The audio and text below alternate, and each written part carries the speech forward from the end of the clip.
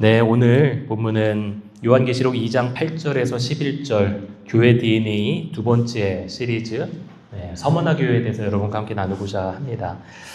먼저 서머나 교회에 대해서 여러분과 함께 나누고자 하는데요. 이 서머나 교회는 빌라델비아 교회 잘 아시죠? 이 빌라델비아 교회와 함께 유일하게 책망을 받지 않은 교회입니다. 책망이 아닌 권면을 받았었던 교회이죠. 교환을 참고해 주시고요. 이 서머나도 에베소라는 지역과 같이 아름다운 항구 도시였고, 그리고 경제적으로 굉장히 활성화되었었던 문화 발달지였죠. 여기에 수많은 신전들이 있었기 때문에 또 여기가 황제 숭배의 온상이 되기도 했습니다. 그래서 도미티안 황제 때에는 로마 시민들 모두에게 황제 숭배가 강요가 되었었어요. 그리고 만약 거부했다면 그것에 죽임을 당할 수 있었던 것이죠. 그런데 이 황제 숭배 외에도 서머나에는 유대인들이 많이 있었는데 그 유대인들이 그리스도인들을 굉장히 핍박했습니다. 그래서 황제 숭배를 강요하는 집단, 그리고 기독교를 반대하는 유대인 집단, 이 두 집단에 대항하여 믿음의 싸움을 했어야만 했었던 성도들이 바로 이 서머나 교회의 성도들이었어요. 오늘 계시록 2장 8절을 먼저 다시 한번 읽어주시겠습니다. 계시록 2장 8절입니다. 함께 읽겠습니다. 시작. 서머나 교회의 사자에게 편지하라. 처음이며 마지막이요 죽었다가 살아나신 이가 이르시되. 자, 여기서 한번 우리가 주목해 볼 표현이 있어요. 처음과 마지막이다라고 표현을 합니다. 그런데 1장 8절에 보시면은 예수님을 어떻게 표현하냐면 알파와 오메가다라고 표현을 해요. 알파 오메가 너무도 잘 아시고 계시죠.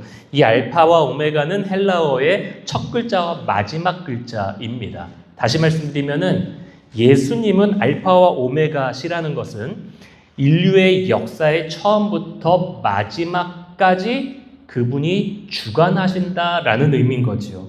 그래서 처음이요 마지막이다라는 표현은요 역사의 주관자시다라는 표현입니다.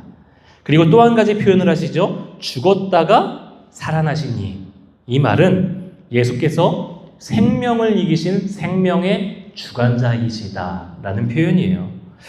역사의 주관자요 생명의 주관자이신 예수님께서 지금 서머나 교회에게 말씀하신다라는 것은 오늘 이 서머나 교회가 어떤 고통을 겪고 있었는지 우리가 조금 짐작해 볼 수가 있어요.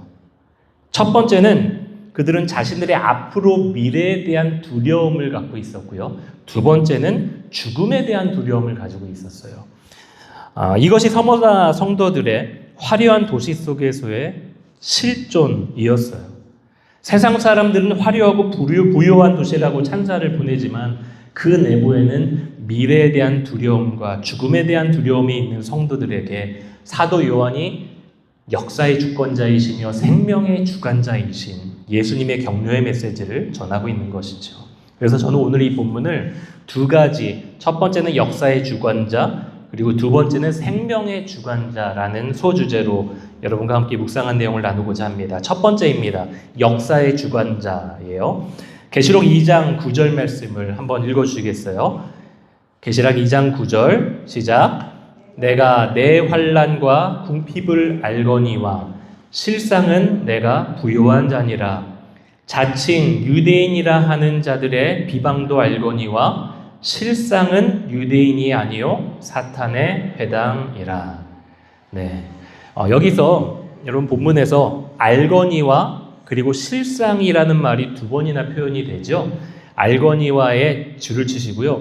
실상에 한번 동그라미를 한번 쳐보세요. 그리고 두 번째 있는 알거니와에 줄을 쳐보시고 또 실상에 동그라미를 한번 쳐보시기 바랍니다. 그리고 한 가지, 내가 부요한 자니라 할 때요. 부요한 자 그리고 사탄의 회당 두 표현에다가도 한번 밑줄을 치시고요. 특별히 부요의 동그라미를 한번 계속해서 쳐줘도 괜찮을 것 같아요. 자, 오늘 이 내용을 가지고 여러분과 함께 말씀을 나눕니다. 자, 환난과 궁핍이라는 이야기가 나오죠. 당시 초대교회에는 상당히 많은 다양한 핍박이 있었어요. 이게 워낙에 이 로마 제국의 다스리는 이 바운더리가 너무나도 넓었기 때문에 지역마다 그 핍박의 정도도 그리고 여러 가지 방법도 다양했어요. 앞에서 설명드렸다시피 서머나라는 지역 또한 지난주에 나눴었던 에베소 도시와 같이 굉장히 부유한 도시였어요. 따라서 서머나 교회는 부유한 서머나 지역에 있었던 교회였던 거죠. 그런데 에베소 교회와는 달리 이 서머나 교회는요, 궁핍했다라고 표현을 합니다. 제가 한국에서 사역을 할 때 교회가 방배동에 있었습니다. 그리고 방배동에서 늘 사역을 나갔었던 지역이 있었는데 혹시 아시는 분 계신지 모르겠어요. 구룡마을이라고 있어요. 거기가 이제 판자촌으로 되어 있는 동네인데 저희가 거기서 아이들 그런 주일학교도 가르치고 또 겨울에는 연탄 나누기 그런 어떤 행사도 자주 하곤 했어요. 근데 그때 좀 마음이 허탈한 때가 있었는데 언제였냐면 열심히 아이들 주일학교를 섬기다가 밖을 하늘을 올려봤는데 저 높이 대한민국의 부유의 상징인 타워 팰리스가 보이는 거예요. 그거를 보면서 바로 옆 동네인데 지금 뭐 재개발한다라는 이야기를 얼핏 듣기는 했어요. 정확하게는 모르겠습니다. 근데 그거를 보면서 와, 이렇게 부유한 동네에 있는데 너무나도 힘들게 살고 계시는 분이 여기 계시는구나라는 생각을 했었던 적이 있습니다. 서머나 교회가 그런 교회였던 거예요. 도시는 너무 아름답고 화려하고 너무나도 부유해요. 그러나 성도들의 삶은 궁핍했다라는 거죠. 그런데 왜 궁핍했을까요? 오늘 본문에서요, 한 가지 힌트가 있습니다. 오늘 요한이 환난과 궁핍을 연결시켜요. 환난과 궁핍. 이 말은 그들이 궁핍했었던 이유는 환난 때문인 거예요. 그리고 그 환난이 바로 핍박 때문이었다라는 거죠. 박해의 일부로 그들에게 어떤 경제적인 제재가 가해졌던 거죠. 그리고 이 박해의 상당 부분이 학자들은 유대인들로부터 시작이 됐다라고 이야기를 합니다. 여러분 혹시 마르틴 루터라고 들어보셨죠? 1517년에 그 유명한 종교개혁자 마르틴 루터가 95개조 방방문을 비텐베르크 성당에 딱 붙여놓고 거기서부터 종교개혁이 시초가 됐잖아요. 그런데 마틴 루터는 그 캐톨릭 교회 자체를 무시하고 새로운 종교를 만들고자 시작한 게 아니었어요. 캐톨릭 교회를 개혁하고자 했던 것이죠. 그런데 그들이 오히려 루터를 핍박하고 그리고 방해해서 결국에는 개신교를 세울 수밖에 없는 그런 역사적인 상황이 생기게 된 거죠. 마찬가지로 당시에 여러분 교회가 유대교로부터 분리되기 위해서 시작된 것이 아닙니다. 예수님께서 복음을 전하실 때 어디서 전하셨죠? 회당에서 전하셨어요.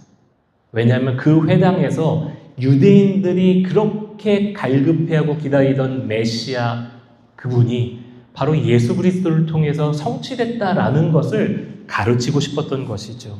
그러나 그들이 거부하고 핍박합니다. 그래서 결국에 그리스도인들이 전 세계로 흩어져서 그곳에서 복음을 전하게 돼요. 그런데 그 전 세계에서도 회당을 지어서 모여 사는 사람들이 바로 유대인들이었습니다. 유대인들은 당시에 로마 황제를 숭상하는 것이 면죄부가 있었어요. 정치적인 이유로. 그런데 이 유대교에서 분리돼서 나온 교회는 그 울타리 밖을 벗어났기 때문에 면죄부가 없었습니다. 그래서 유대인들이 어떤 일을 하냐면은 로마 황제를 숭배하는 수많은 관리들에게 교회가 황제 숭배를 거부한다 라고 고소를 해서 결국에는 정치적인, 경제적인 제재를 받게 된 것이죠. 당시 서머나 교회의 경제활동은 어떤 조합이라는 그 길드를 통해 있었는데 이 길드의 중심에 황제 숭배가 있습니다.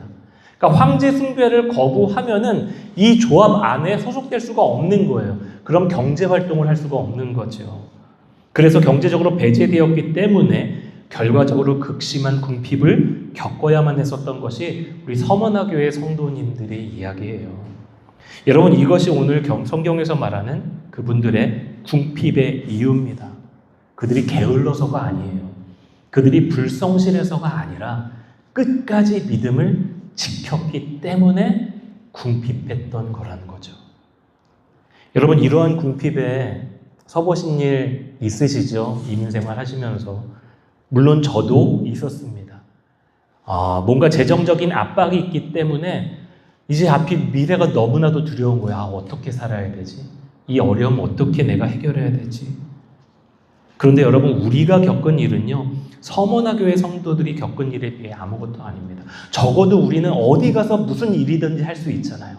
근데 이분들은 아예 경제적인 활동 자체가 금지됐던 분들이에요. 원천 봉쇄예요.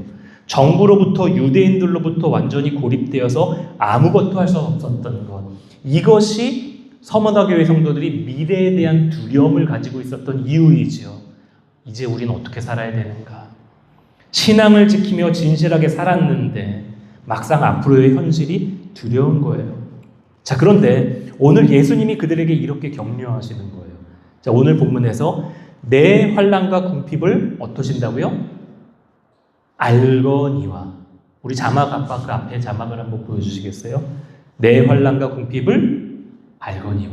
새 번역 성경에서 어떻게 번역하냐면요, 알고 있다라고 번역하세요. 너희가 겪고 있는 환난과 그 궁핍 내가 알고 있어. 유대인들의 억울한 비방도 내가 알고 있어 라고 말씀하시는 거예요. 여러분, 아무도 몰라줘도 예수님이 알고 계시다라는 건 얼마나 큰 위로가 되는지 몰라요. 자, 근데 여러분, 제가 서두에 이 예수님이 어떤 분이시라고 표현했었죠? 첫 번째, 알파와 오메가, 처음과 나중이신 분. 그러면서 이 알파와 오메가, 역사의 주관자이신 그분이 말씀하시는 거예요. 내가 궁핍하지만 실상은 부요한 자라. 너가 지금은 궁핍하지만 실상은 부요해. 그리고 그 부요함이 먼 미래에 너의 하늘의 상급을 받게 될 거야 라는 메시지를 주시는 거예요. 두 번째, 그들이 자칭 유대인, 선택받았다라고 이야기하는 그 유대인이라고, 자칭 유대인이라고 이야기하는데 실상은 뭐라고요? 사탄의 회당이다. 사탄의 회당. 결국엔 지금 그들은 부유할 수 있고 지금 그들은 떵떵대면서 잘 살 수 있는 것처럼 보이지만 결국엔 나의 심판대 앞에 설 것이다 라고 말씀하시는 거예요. 여러분, 요한계시록은요, 사탄은 보통 적그리스도 또는 용으로 표현이 되거든요. 그런데 그들은 교회를 두렵게 하고 패배주의에 빠지게 하는 인물들입니다. 그러나 요한계시록의 전체적인 메시지 결론은 분명해요. 예수 그리스도께서 이미 그들에 대하여 승리했고 그들은 열방의 통치자, 역사의 주관자이신 그분 앞에 무릎을 꿇게 될 것이다. 여러분, 이것이 계시록의 말씀이에요. 그것이 사탄의 실상이고 악의 실상이에요. 그리고 이것이 예수님이 바라보시는 교회의 모습이고 세상의 모습이라는 것이죠. 주님은 그 실상을 보시는 겁니다. 그래서 내가 보는 것과 예수님이 보는 것이 다른 거예요. 역사의 주관자이신 예수님은 우리의 현재의 초라함이 아니라 그분이 보시고 계시는 그 실상으로 우리를 평가하신다라는 거예요. 저는 이 본문을 조금 더 이렇게 묵상을 한번 해봤습니다.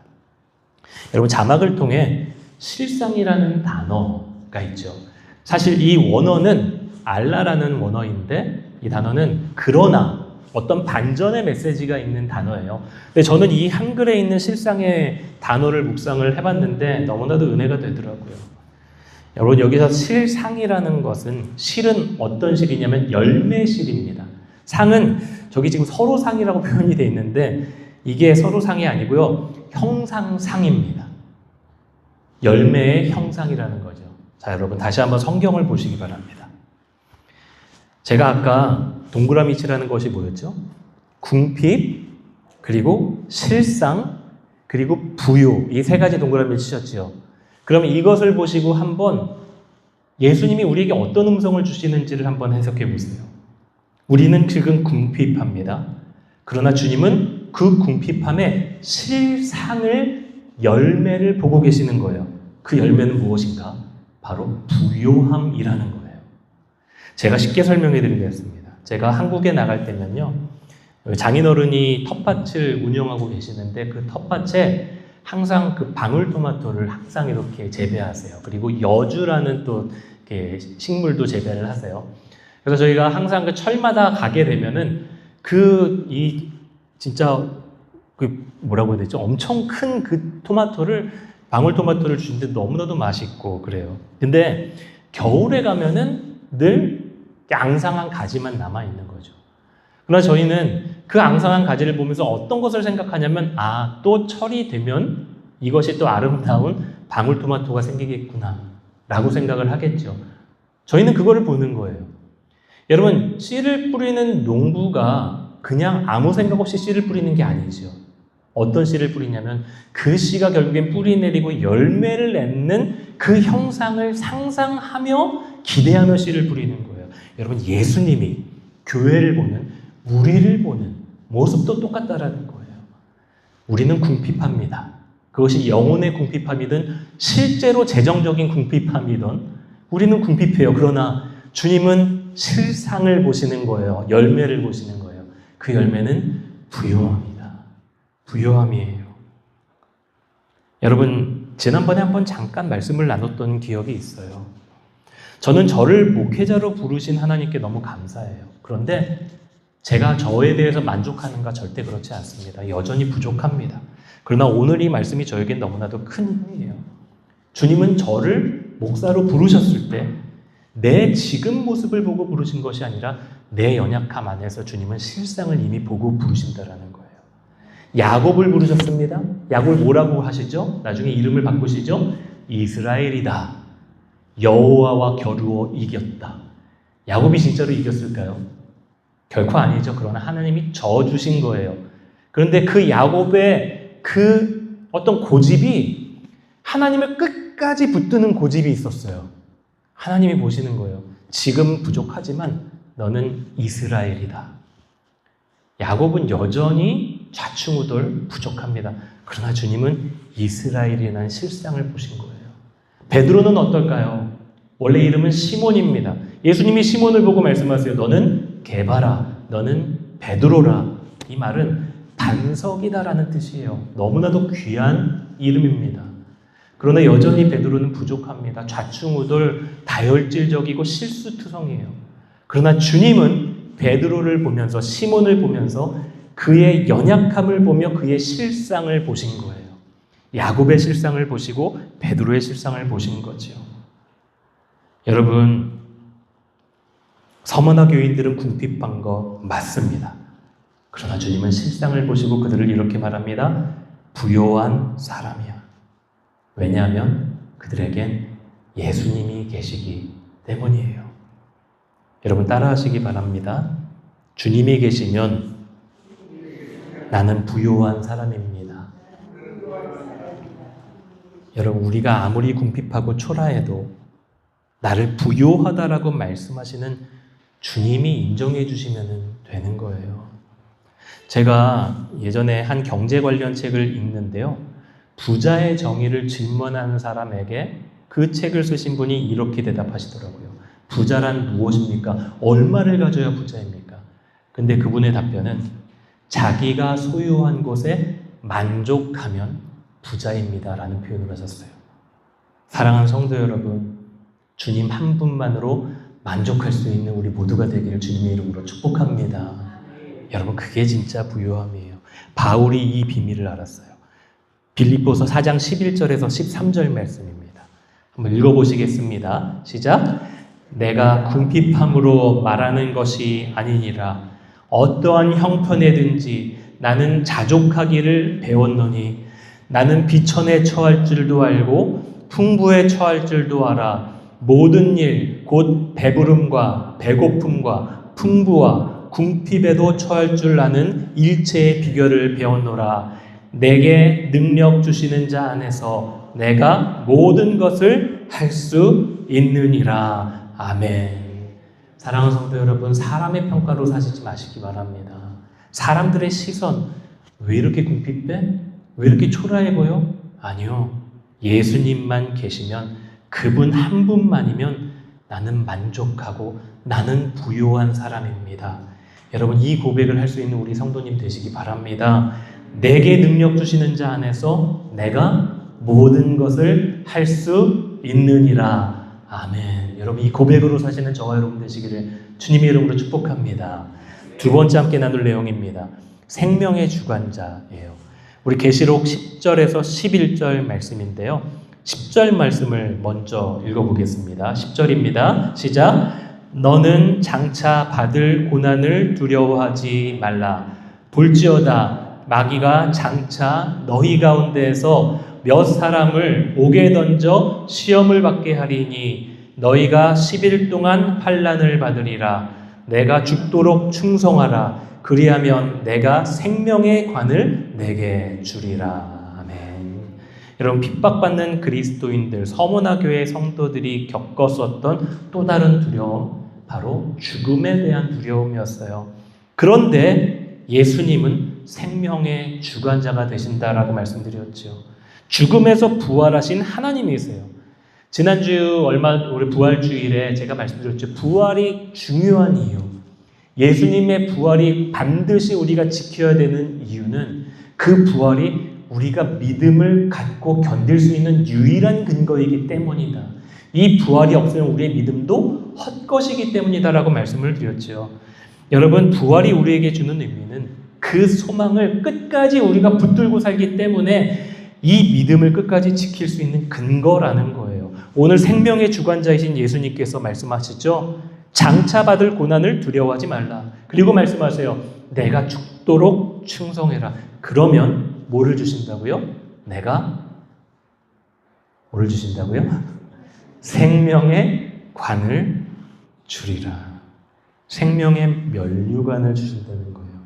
자, 그런데 여러분, 면류관이라는 것은요, 승리의 상징 아닌가요? 네. 승리해야만 받는 것이 면류관이잖아요. 우리가 마라톤을 하든 어떤 운동을 하든 열심히 경기에서 뛰어서 노력해서 승리해야 받는 것이 면류관이에요. 자, 그런데 오늘 주님께서 말씀하시는 것은요, 그 승리를 위해 면류관을 받기 위해 싸워라, 고군분투하라 라고 말씀하시는 게 아니라 면류관을 받기 위해 우리에게 요청하는 것을 무엇이라고 말씀하시는가? 내가 죽도록 충성하라. 여러분, 충성이라는 것은 다른 말로 신실하게 살아라. 신실함이라는 거예요. 면류관을 받기 위해 우리에게 요청되는 것은 신실하게 살아가는 거예요. 그 이유가 왜일까요? 내가 승리하는 것이 아니라 이미 예수님께서 십자가에서 승리하셨기 때문입니다. 여러분, 승리를 얻으려고 믿음의 싸움을 하는 것이 아니라 이미 주님이 승리하셨기 때문에 우리가 하는 일은 우리가 살아있는 동안, 믿음 생활을 하는 동안 신실하게 살아가는 것을 원하시는 거예요. 여러분, 제가 이런 설명을 한 가지 해드리겠습니다. 우리가 과연 예수님이 오시기 전까지 어떤 마음의 태도로 살아야 되는가라는 것에 대해서 오스카 쿨만이라는 신학자는 그리스도와 시간이라는 책에서 이런 표현을 했습니다. Already and not yet. 한국말로 이미, 그러나 아직이에요. 이 말은 무슨 말이냐면 이미 예수님이 승리하셨지만 아직 완성되진 않았다라는 거예요. 그러면서 이 신학자가 예를 드는 게 있는데요. 2차 세계대전이 끝나기 전에 1944년에 6월 6일 날 노르망디 상륙작전이 있었습니다. 이 노르망디 상륙작전을 하는 날을 D-Day라고 표현을 해요. 그리고 그 D-Day가 성공하고 결국에는 승리가 확정이 된 거예요. 그러나 V-Day, Victory Day는 아직 완성되지 않았던 거죠. 왜냐하면 승리는 확정됐지만 여전히 싸워야 될 적들이 있고 거기서 고군분투하고 희생도 있어야 되는 거예요. 그러나 결국에는 베를린을 정복하면 나치 독일이 패배하고 승리하는 날이 있었던 것처럼 여러분, 우리의 싸움은 주님이 이미 이 땅의 악을 멸절하시고 승리하셨지만 우리의 인생을 완전히 완성하시는 그분의 다시 오시는 날, 그날까지 우리는 어떻게 싸워야 되는가? 믿음의 싸움을 해야 된다라는 거예요. 여러분, 우리가 전쟁해봤자 우리는 승리하지 못합니다.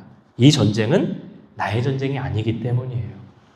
그러나 이미 예수님이 이기신 싸움이기 때문에 우리가 할 수 있는 유일한 것, 충성되이 사는 것, 신실하게 사는 거예요. 마태복음 24장 13절에 그러나 끝까지 견디는 자는 구원을 얻으리라. 그리고 장차받을 고난을 두려워할 필요가 없는 이유는 예수님께서 이미 승리하셨기 때문입니다. 우리 요한복음 16장 33절 말씀인데요. 함께 한 목소리로 읽어보시겠습니다. 시작. 이것을 너희에게 이르는 것은 너희로 내 안에서 평 누리게 하려 함이라. 세상에서는 너희가 환난을 당하나 담대하라. 내가 세상을 이기었노라. 아멘. 여러분, 예수님께서 이미 세상을 이기신 줄로 믿습니다. 그렇기 때문에 여러분, 사단이 우리에게 할 수 있는 것은요, 고작 시험뿐이라는 거예요.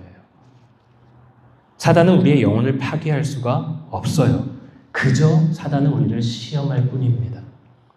여러분, 사실 이것이 요한계시록 전체의 메시지입니다. 죽음, 핍박, 그 두려움에서 무너져가는 초대교회에게 하나님이 요한에게 환상을 주셔서 아니야, 내가 이미 승리했어. 그리고 너희는 끝까지 충성하고 믿음의 길을 걸어가라 라고 도전하시는 메시지가 요한계시록이에요. 사랑하는 성도 여러분, 오늘 우리가 해야 될 일은 이미 승리하신 주님이 다시 오신 그날까지 죽도록 충성하는 것입니다. 신실하게 사시기 바랍니다. 여러분, 그분이 우리가 아까 찬송하셨던 것처럼, 고백했던 것처럼 그분이 먼저 우리 삶 가운데 신실하셨기 때문입니다. 역사의 주관자이신 주님께서 역사의 처음 시작부터 우리가 주님 만나는 그날까지 끝까지 신실하게 우리 삶을, 우리의 교회를 지금까지 인도하셨기 때문에 우리는 그 신실하신 주님 앞에서 할 수 있는 반응, 주님이 나에게 신실하셨던 것처럼 나도 주님을 신실하게 충성되이 믿으며 선한 싸움 싸우며 살아가겠습니다. 이 고백입니다. 사랑하는 성도 여러분, 이 고백으로 우리의 평생을 살아가실 수 있는 저와 여러분 되시기를 주님의 이름으로 축복합니다. 아멘. 말씀을 기억하며 함께 기도하시겠습니다.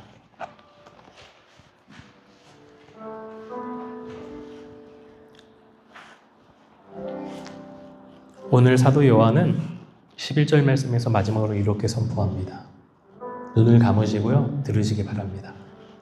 귀 있는 자는 성령이 교회들에게 하시는 말씀을 들을지어다. 이기는 자는 둘째 사망의 해를 받지 아니하리라. 둘째 사망은 첫째 사망을 전제합니다. 첫째 사망은 순교예요. 실제로 죽는 것입니다. 그러나 우리가 지금 우리의 형편과 어떤 상황 속에서도 담대하고 당당할 수 있는 이유는 둘째 사망의 해를 받지 않게 하시는 예수 그리스도께서 이미 십자가에서 승리하신 그 승리가 우리 앞에 있기 때문입니다. 그러나 반대로 자칭 유대인이라고 하나 실상은 사탄의 회당인 그들은요, 결국엔 주님의 심판대 앞에 서게 됩니다. 둘째 사망의 해를 받게 돼요. 사랑하는 성도 여러분, 우리가 함께 기도할 때 이 믿음을 선포하며 기도하셨으면 좋겠습니다. 예수님이 이미 승리하셨음을 믿고 선포하시기 바랍니다. 그리고 그 주님이 우리를 너무나도 잘 아시는 분이세요. 우리의 모든 역사를 아시는 분입니다. 나의 궁핍함도 아시고 나의 부족함도 아시고 다 아세요. 주님께서 아신다. 주님께서 이해하시고 체휼하신다.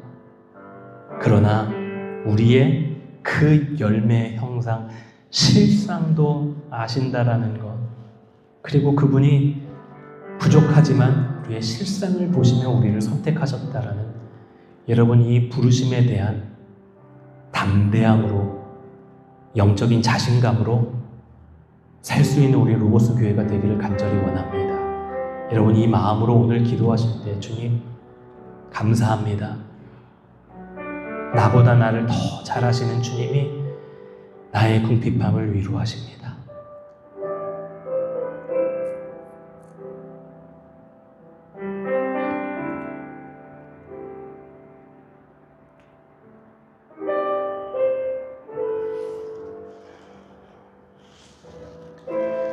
나의 초라함을 위로하십니다. 주님과 함께, 이미 승리하신 주님과 함께 당당하고 담대히 살아갈 수 있는 믿음의 선한 싸움을 사는, 충성되이 사는 주님의 종으로 살겠습니다. 그렇게 살 수 있는 은혜가 우리 모두에게 넘치게 인도하여 주시옵소서. 실상은 부요한 자라 말씀해 주시는 그 하나님의 위로를 받고 하나님 타협하며 사는 것이 아니라 믿음으로 살아갈 수 있는 우리의 한 주간의 삶이 되도록 축복하여 주시고 동행하여 주시옵소서. 그렇게 우리의 삶을 주님 앞에 올려드리며 기도하며 나아가시겠습니다.